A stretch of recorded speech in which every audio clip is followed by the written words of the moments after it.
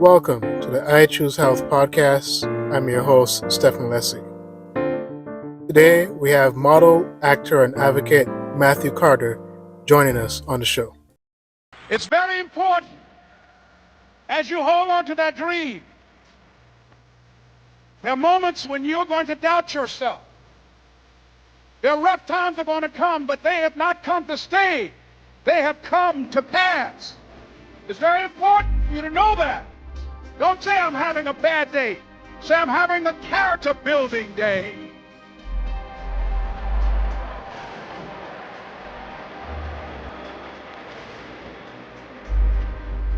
It's very important for you to believe that you are the one to make this happen. I remember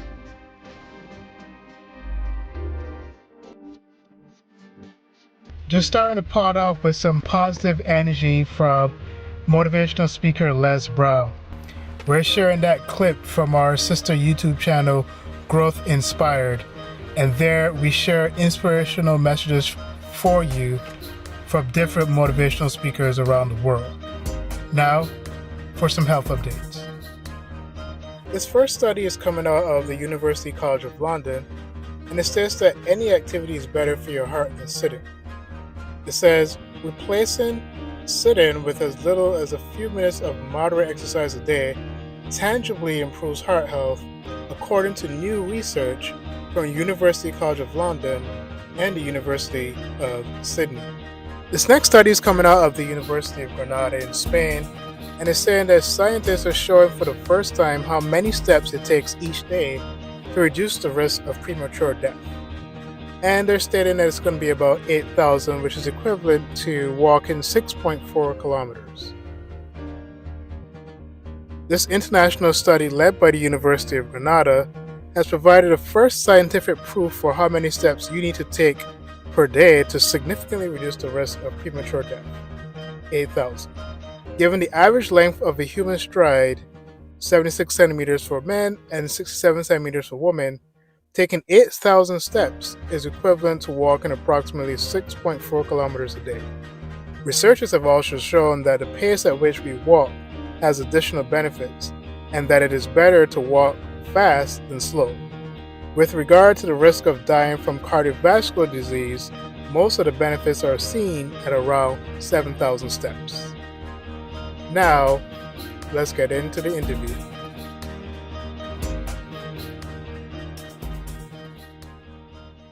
All right, guys, welcome back to the I Choose Health podcast. I'm your host, Stefan Lessie.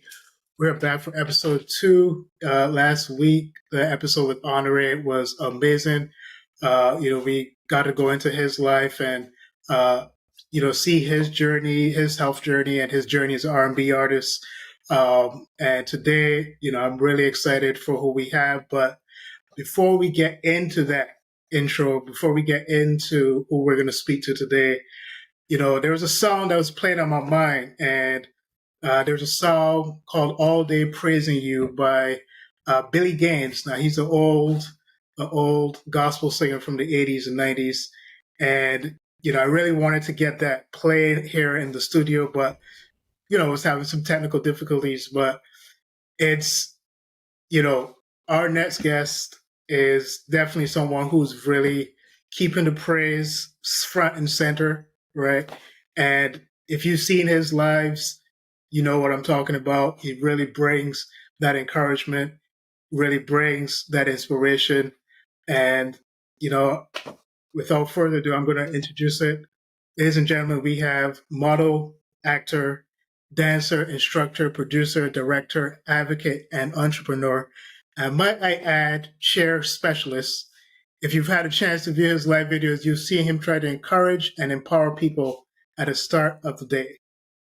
He's a founder of the nonprofit organization A Real Desire that helps to manage and develop performing artists, especially those who lack the resources to pursue their dreams. His inspiring and true story films War Angel, The Awakening, and War Angel, Inner Demon Secrets, revealed have won multiple awards and inspired many, including myself. He continues to work to help and develop and create a safe space for LGBTQ plus artists through his work and his life.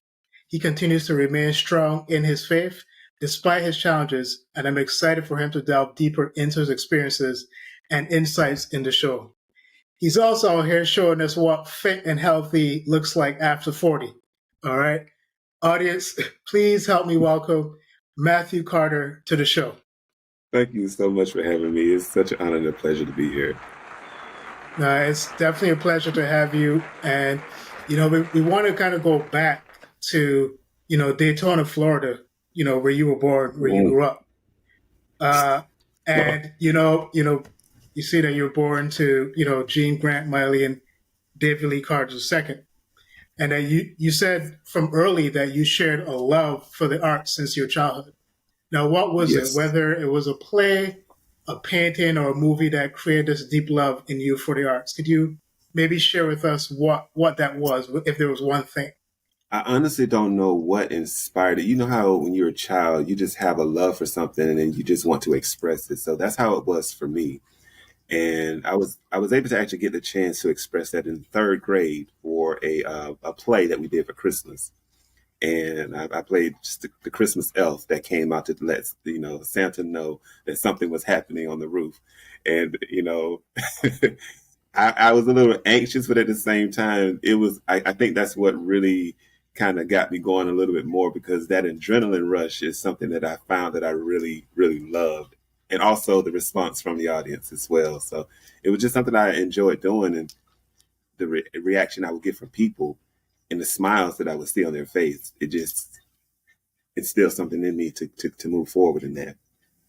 And it's always great to find that early, because I remember when I was like 8 or 9, I think for me, there was like a love for history. And, I attended Hunter College and did my major in history. And now I'm a personal trainer. So life is funny, right? Life is funny the way things work out. But I still have that love for history. And, watch out, guys. I'm probably going to create some content, some historical content pretty soon. Who knows? But it's always good to find that passion early and, to really still have that love for it, as you go into your adult years. And, as I was reading your bio, I'm just going to quote this text. You said, "I've always wanted others to see me as a work of art in pictures and in person. This was the breaking point for me, and soon it began to really stir up and create more of the desire to become a famous model." Now, how important was it for you as a young Black boy to see yourself portrayed in a positive light, especially, in media spaces? It was extremely important. And I will kind of back up a little bit with what I was saying in regards to me being inspired to pursue acting at a young age. I kind of got discouraged by a lot of people in the church that I was attending. So I had these people telling me that I couldn't pursue that as a dream because I was destined to be a pastor. And, they were telling me that for me to pursue an acting career was to pursue a lie. And I was living a lie, and I would be destined for hell. And it was a lot of doom and destruction that was spoken to me in regards to me chasing after that dream. So I let it go. And I stopped attending that particular church. And I just started to watch the actions of the people and also listen to the words. And I noticed that it didn't align. So I continued to kind of started pursuing that dream again. And then I started, as I prayed and talked to God about things, I said, I don't seem to have that particular role model in my life. So let me be that for other people. And that's when I started to just want to see myself as a work of art and just move forward in that direction. And this is not to dogpile on the church, because I grew up Christian as well. I still identify as Christian, but too often it's been the case where in the church you hear people stating how they were told by the pastors that they shouldn't pursue this thing. I've heard Tank, R&B artist Tank, state before that his pastor told him, I hope you fail. Because Tank started out as a gospel artist. And, Right. it's just so often that the church is often telling people like, well, you're not supposed to pursue this. This is what you're supposed to do. But then we're also told like to cherish a personal relationship with God and with Christ. And, if it's personal, then we have to know what God is telling us personally to do.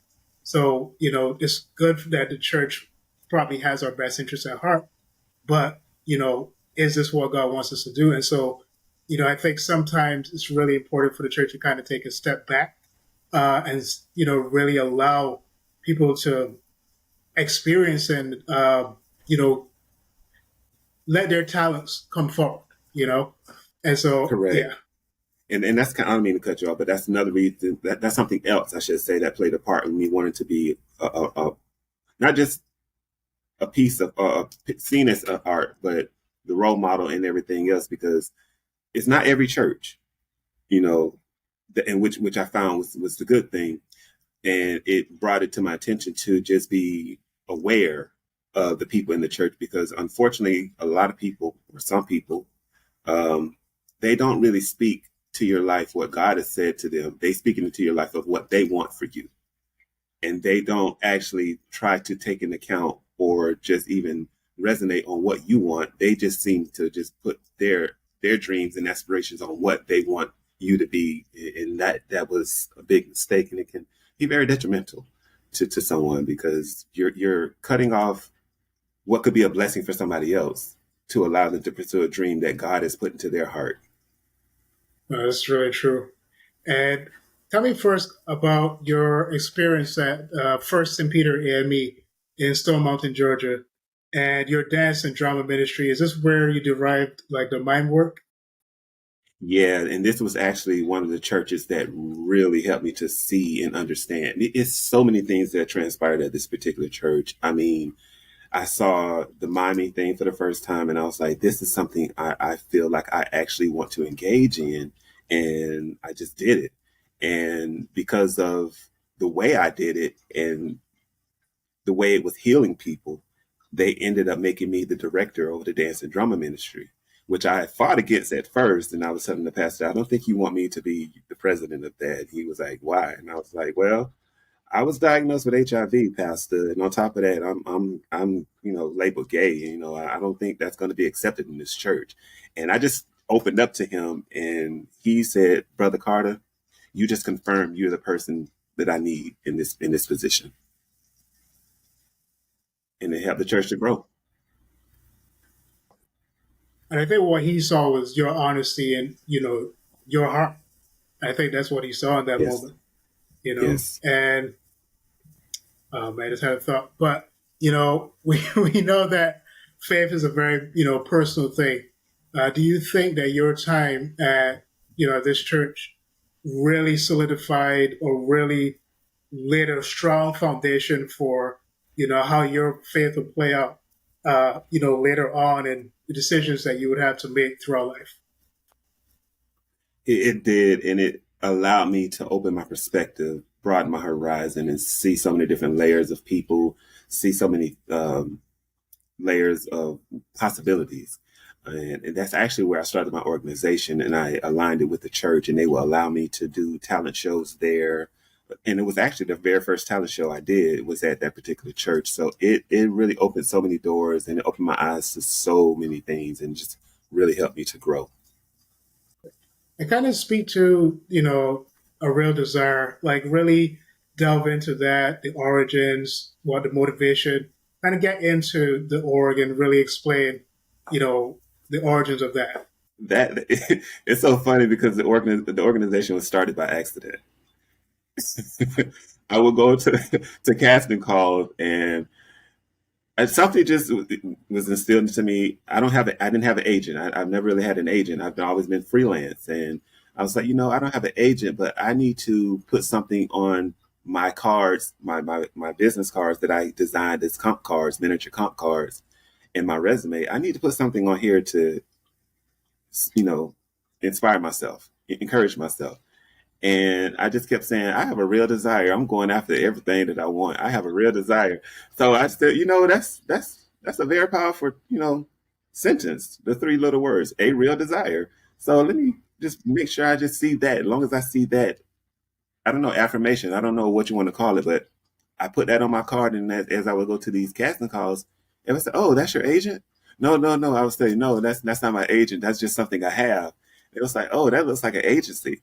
And I just kept hearing it over and over and over again. And then also by me sitting and waiting during these casting calls, I'm also sharing some of my personal experiences that I would have with some people sitting there. And it's like, this is very valuable information. You can charge people for this, you know? I was like, well, I'm not trying to charge people. I just want to see people successful like myself. I want to see people make it as well because it's more than enough for everybody. No, Mr. Carter, you should charge people. This is, you know, this is very valuable. You should charge people. So I was like, you know, how can I move forward without really focusing on making money from people? Because it's not my goal to make money from people. It would be nice to you know have the finances, you know, but at the same time, that's not my main focus. And God just kind of helped me to understand a real desire can also be a nonprofit organization. And as a nonprofit organization, you can help people without the worry and concern of making money off of them, and you can benefit as well. So I just started learning how to grow and create things with a real desire, showing people how they can also see their desire and they can ask themselves, do I have a real desire? So that's where the motto came in, a real desire. Do you have it? Wow. And do you have any idea to this point, like how many artists have been, developed and really like positively impacted by your work at this point? I don't have an actual account, but I know I've done my best. Sometimes I'm helping people and they won't tell me that I'm helping them. Sometimes they will. They'll send me a message in my DMs. But I do my best to just make myself an open book. And I haven't had a talent show in a while. The last one I had was 2015, which I got to get back to. But recently, with the film that I just created, I've had so many of the actors come and let me know this is my first time in the project, and you just really helped me to secure my my courage, and you really helped put me, in places that I wished I could be, and you've done so much for me, and it was things that I've heard from these people that I didn't know I was doing for them, but I'm very grateful to God that I was able to, because it is definitely one of the things and some of the things I want to do. And is there one like story that really sticks out that really really hits at the heart for you in terms of artists that have come through your organization?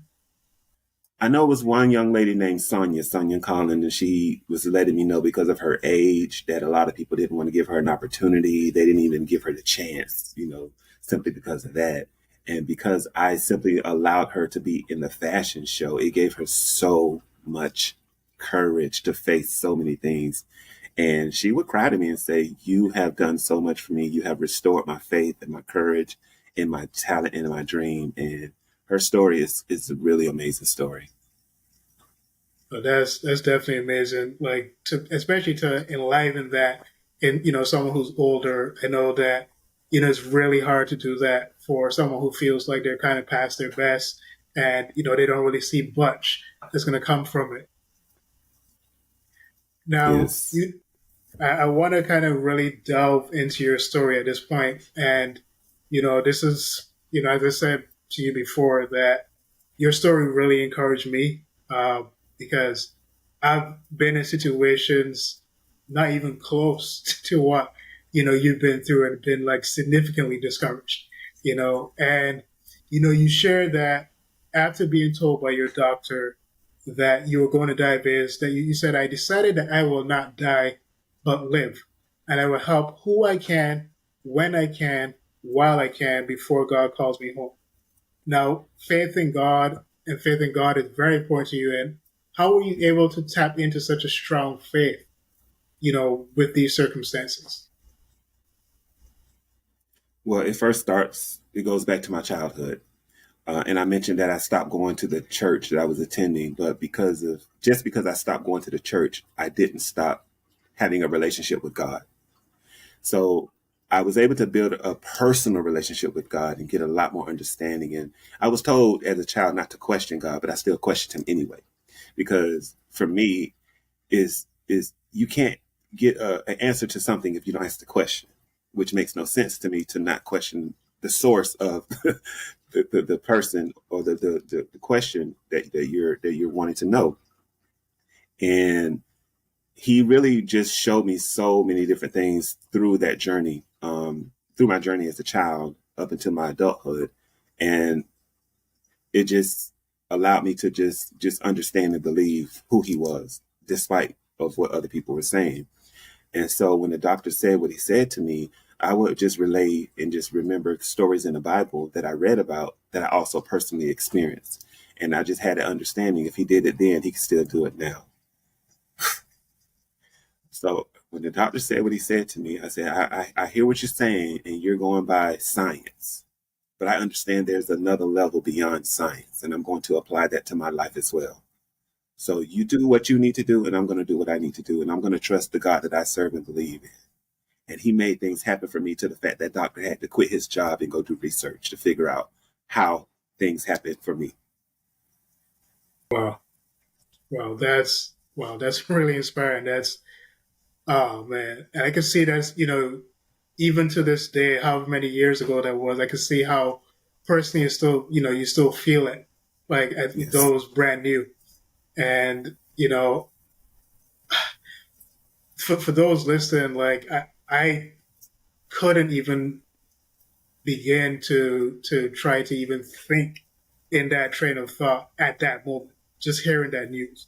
Like I remember a couple of years ago, this doctor was telling me, and it was a misdiagnosis that I had like this osteochondroma, which is a thing that develops in the foot or the bones, and they were saying it was some type of cancer, and then the doctor realized that it was a misdiagnosis. I had no cancer at all in the foot.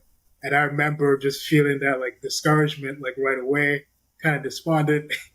And it Wow. wasn't, and like the osteochondromas they're not really known to be fatal. They're just known to be, problematic, pain wise. But other than that, so just to hear you, have that diagnosis, hear that, and be able to like really rely on God, especially in a time where, we're kind of told to like, hold on to science, don't hold on to God. And not to say that science and God are in conflict. I think the two things, definitely can go together very well. Yes. And unfortunately, we're told that they have to be separate. I don't think they have to be, No. And that's one thing when I share on my social media platforms with other people, I let people know everything works together, mind, body, and spirit. I mean, we talk about that in life, mind, body, and spirit. The spirit is the soul. The spirit is the connection and the spiritual relationship you have with the God, if you do serve or believe in God, and allowing everything to connect so you can be a whole being. That's what I firmly believe and I know from experience. And of course, it took some of the things I saw my mom do. That's some of the things that helped me to build my relationship with God on my personal level. But of course, hearing the news initially, I was distraught. I got distraught because I caught my ex cheating on me, and I went and got tested, and I got the news, and I flipped out. Wow. And I questioned God on that level. Why me? Why me? Why? I'm being faithful. I'm doing my best. And I heard him as clear as day. Why not you? I'm like, what do you mean?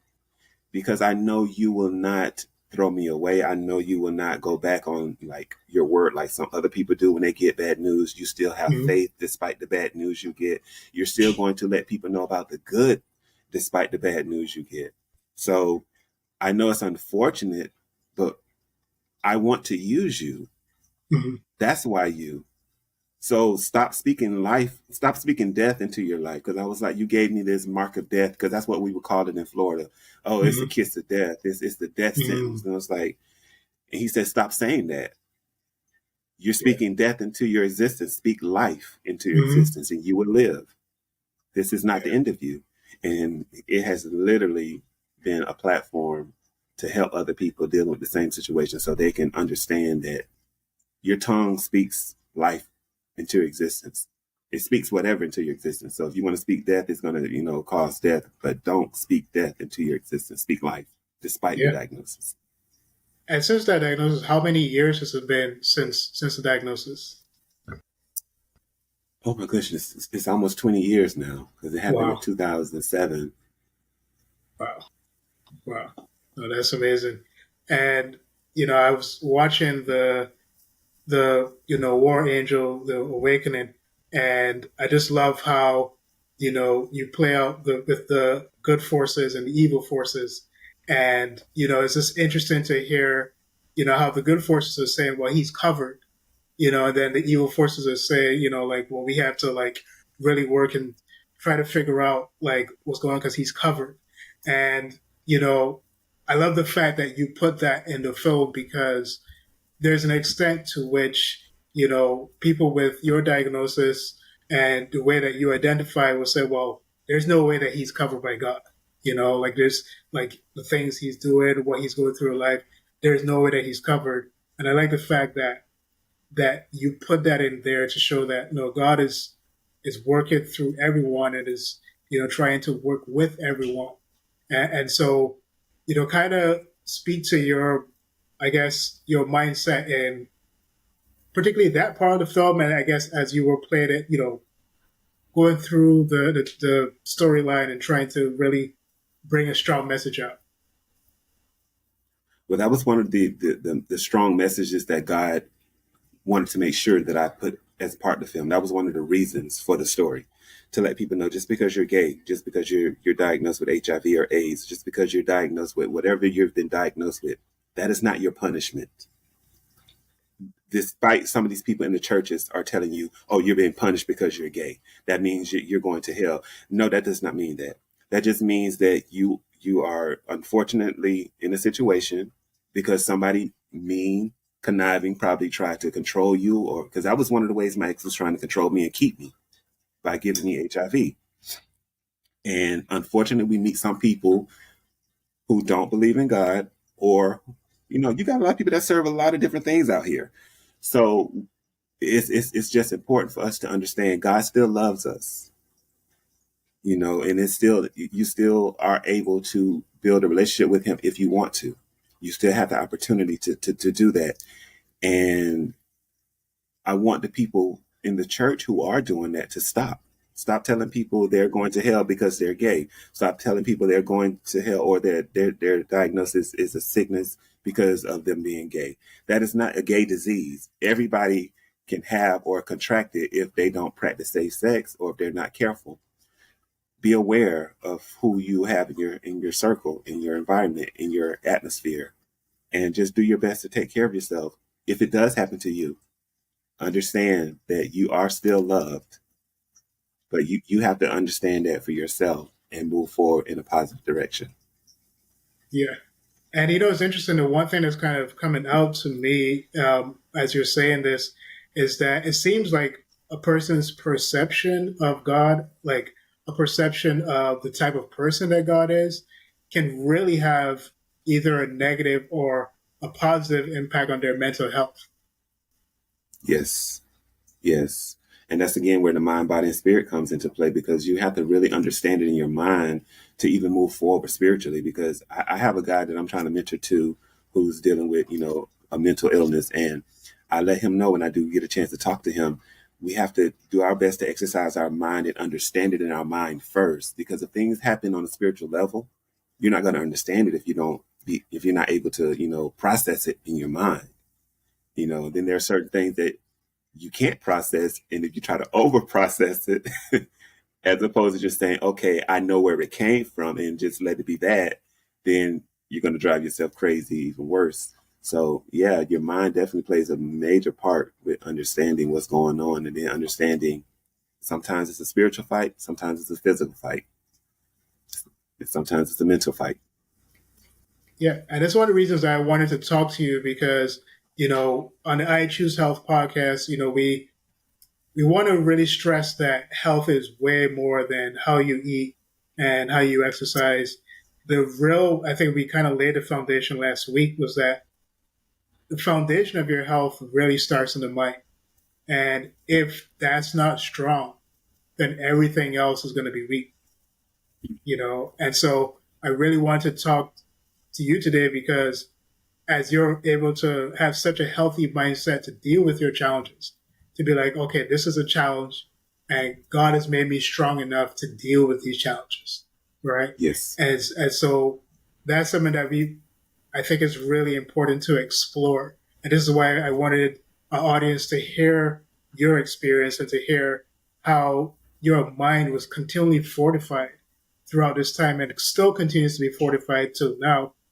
Because you deal every day, we're dealing with setbacks and challenges, but you're still maintaining, your faith. Oh, most definitely. Like tomorrow, I have to go and do a X-ray tomorrow because my doctor, she's like doing some, exams. She's looking at my ribs, and she said, "That looks like that was a broken rib and it healed wrong. Did something happen to you?" And I was like, "Yeah, when I was in college, 18, 19 years old in Daytona Beach, I was attacked by like 100 people." She said, "What? And you survived?"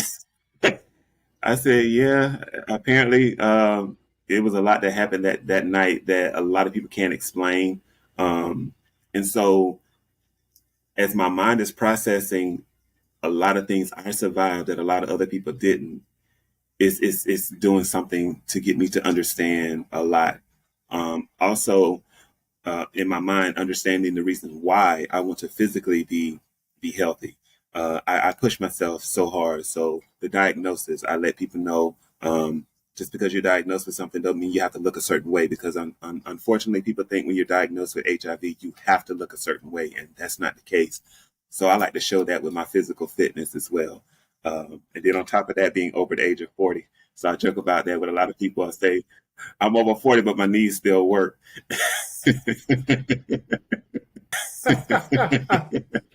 Oh man, and it's interesting. I was looking at, because I'm a personal trainer. I was looking at your photos. I'm like, man, Matthew's really looking good, man. And so I was just like, sometimes as a trainer, I'll see people with a better body than me. I'm like, what am I doing?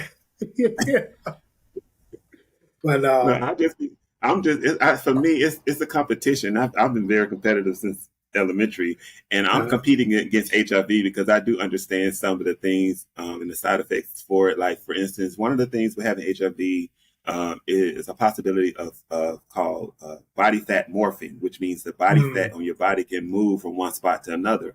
But I tell interesting. myself, if I exercise hard enough and get rid of the body fat, it can't morph because it's gone. Right. So, Oh so it man. makes me push myself a little harder, and at the same time, I'm having fun too. So I see it as dancing and not just exercising. Well, that's amazing. Now, I've been, going through your resume and seeing some of the films, right? You've been in Being Mary Jane, Deadpool, Kill the Messenger, Fast and Furious 7, and 42. And in these roles, you stood alongside some legendary actors. Now, in 42, you got to see the amazing Chadwick Boseman at work. And, we lost him way too soon in 2020. And this happens to be also the same time that you released, around that time, the War Angel, The Awakening. Uh, can you speak about how inspiring was Chadwick's, I guess, his work and what he went through and the way that he went through it, with many of us not knowing his diagnosis, and the roles that he played in that time, just dealing with that illness, and still showed a strong faith, a strong front. Like, how much was that really an inspiration to you and the work you did? It was a huge inspiration because in 42, I almost had the opportunity to be one of the baseball players that he was on the team that he was playing on. And they ended up not needing me, so they just made me an extra. But I got a chance to still actually talk with him and found out that that was his first breakout role, according to the producers on the project. And just thinking about him is because I feel so many connections with Chadwick because that was his first breakout role. That was my first time being in a movie, period, as well. So I felt a lot of first happening with Chadwick, and you just brought it to my attention because I didn't realize that War Into the Awakening was released the same time, with that happening with him. So that's another connection that I'm realizing. But I just was so connected with him spiritually. I just feel like there's a kindred spirit between him and I because I'm noticing there are a lot of things. He inspired me so many ways with his work, and I enjoy watching him. And just people like him are the reasons why I do what I do and continue to move forward because they rejuvenate me. Sometimes people who are doing the work also need to be poured into. And just thinking about the things he's done and talking with him again, like I said, on 42 and watching his journey, it pours into me and it rejuvenates me to continue moving forward. I just like him, like you in your work, your roles, like especially with War Angel, like as a black man, we see you in a positive light, and we see how Chadwick played these legendary roles of people who we highly esteem. And so not to, I mean, obviously we have a lot of fun films out there, but it always spoke to me, especially as a kid, to watch films with especially their true stories of strong black characters who Yes. persevere through tough times, whether it's racism or an illness. And I see the same parallel with you in terms of just bringing out that strength and that faith in the work that you do. And I do, and one thing I would say that's a little opposite that I've noticed with Chadwick and I is he fought his battle with cancer privately. He fought his battle with his diagnosis privately. I'm fighting it publicly because I want people to also, as you said, I want them to know. Again, I think I did already said it. Just because you have this diagnosis, don't let it stop you. I know it's going to be a little harder for me because you have some people with the mindset of, oh, I don't want to be next to this person who got this. I don't want to do a scene with this person that got that. But I think when we're able to actually achieve a scene with somebody who will, it allows other people to understand it's okay. It's okay. So we can actually kind of dissolve the mindset of what some people are having on a negative level and help them to understand it's okay, which is another reason why I use the hashtags HIV in me. And I am not a statistic because just because of what you think I am doesn't mean that I'm going to be in that category. Now, we want to definitely take this time because we're winding down, we're close to the end of the show, but we want to really give you this time to, let the audience know what you're working on, really plug that here, what's going on with your org, really let us know, what's next.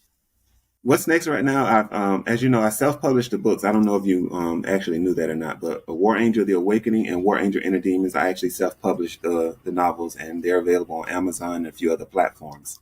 War Angel: The Awakening was the first part of the story, which is the one you've seen on YouTube that I put out there for people to watch. And War Angel: Inner Demons is I'm working on it to be a miniseries, but I'm editing it. We shot it in Atlanta in 2022. And I'm editing everything right now myself and getting it together for the premiere that I'm going to actually showcase in Atlanta. Planning on doing that in 2024 and let that circulate through the film festival circuit to share the story. Hopefully, get picked up by a major brand, so we can continue the story. Yeah, because I got a whole universe I'm ready to create and share, kind of like the Marvel and DC universe. I want to create the War Angel universe and share my stories because I got so much to share as far as what I've experienced. And as you know, with the War Angel universe, I combine things I've been through physically, the visions that I've had, and the experiences that I've had spiritually. And I just put everything on one plane, which is where the superhero was born. Nice. And where can we find you in terms of like socials? You can definitely find me on Instagram, War Angel Reborn. I'm on Facebook, Matthew Carter, also War. And for those who don't know, War is my industry name. It's the hyphenate for War Angel Reborn. That's why you got periods after each letter, W.A.R. Yeah. I was going to actually contact you because I went on the IMDb and I saw War. I'm like, should I say Matthew or should I say War? I'm transitioning because that's my industry name. So you know how some of these celebrities got their industry name and then they have their government name. So War is my industry name, and I'm just doing doing what I can to transition it to using that a lot more.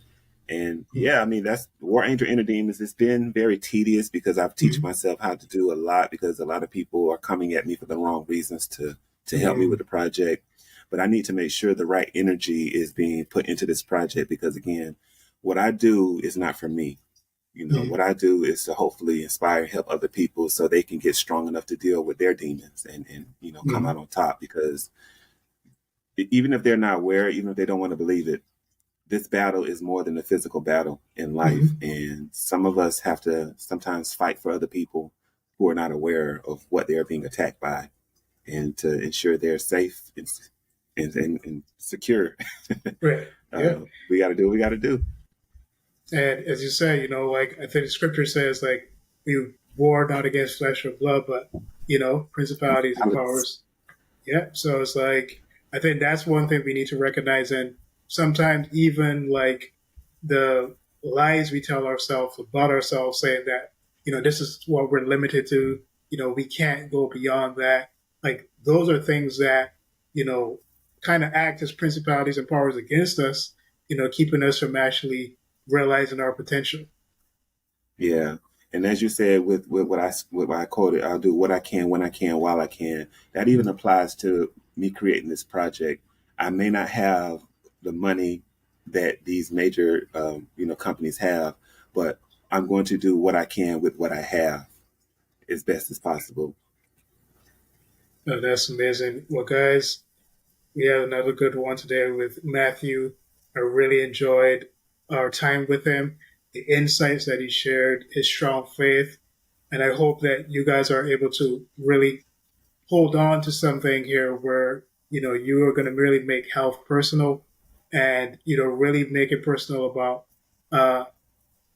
working on your mental health and where, you know, who you are going to choose to be, regardless of the circumstances that come your way. And that is one thing that I've learned from this interview, is that we don't have the final say, right? We don't have the final say in the sense of when something is presented to us, we can say, you know what, I can go beyond that. I can go above that. And so I hope that this one is truly of great value to you. And I want you guys to make health personal, make a choice to be you. This is again the I Choose Health podcast. Hope you guys have a great one.